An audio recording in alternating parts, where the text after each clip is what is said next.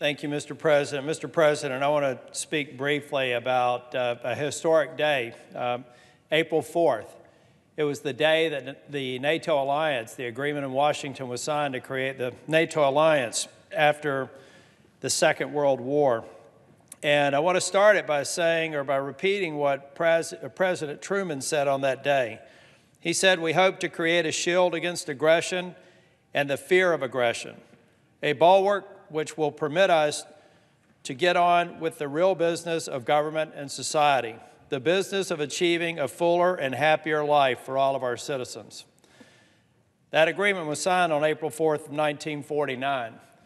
And since then, the 70 years that have followed, the alliance has gotten stronger. The alliance has grown. In fact, there's a number of countries that hope someday to also be a member of the NATO alliance. It's been an important and what I believe the most important alliance in the history of mankind. This week is NATO week, and yesterday we had the Secretary General speak to us before a joint session of Congress. And the Secretary General was very actually optimistic about the future of NATO, and I am as well.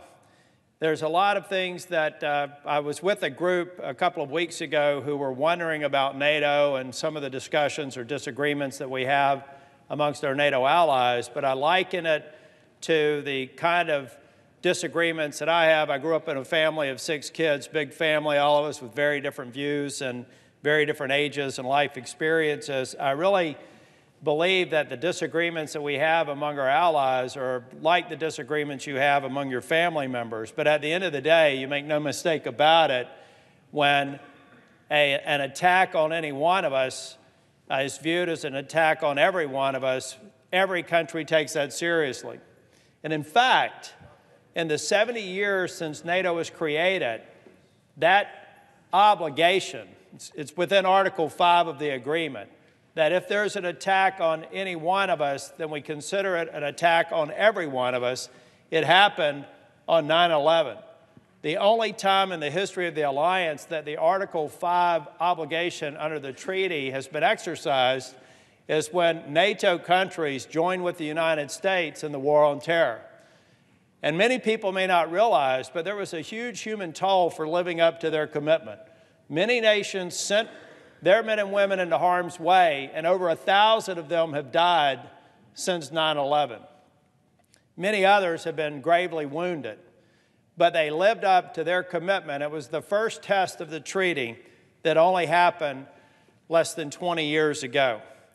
Senator Shaheen and I are now co-chairs of the Senate NATO Observer Group, and I want to compliment Senator Shaheen for actually coming up with the idea to reconstitute the group, because we need to make sure that our partners, our allies, understand that Congress believes that NATO is a very, very important alliance to ensure our mutual safety and security. There was another interesting point, though, that the Secretary General made in his speech yesterday before Congress, because some people have criticized President Trump for telling our partners that they need to pay their agreed-to fair share. Secretary General said that the President's call has actually been answered, and that it was a positive step that he took to make these other nations recognize that we must invest in our mutual defense, our mutual security. That can only come through innovating technologies that will defend the regions within the NATO alliance, making sure that our troops are working together, working very well on a military-to-military basis, and we're doing that. But without that sustained commitment from the other NATO allies, we can lose ground, and it's their best interest to do it. You know, as I said earlier, NATO is growing. We have a long list of countries that hope that they can meet the requirements to someday come into NATO. Many of them were within the span of a sphere of influence for the Soviet Union before the end of the Cold War. We all know that Russia is the greatest threat to Europe. We all know that Russia has done things that are illegal according to international law. They've annexed the Ukraine, the Crimean region of the Ukraine. Every week, Ukrainians are dying in a war that very few people know about. We've got to make sure that we actually confront Russian aggression, and the best way to do that is to have a strong NATO alliance.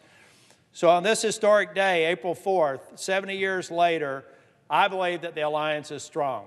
I believe that that's what Secretary General talked about yesterday, and I believe that every member of Congress shares the view that the NATO treaty, the NATO alliance, is the most important bulwark against aggression and threats to freedom. And I look forward to continuing to serve with Co-Chair Shaheen to make sure that our partners know that this Congress is prepared to support them and to make sure that the alliance grows and remains strong. Thank you, Mr. President.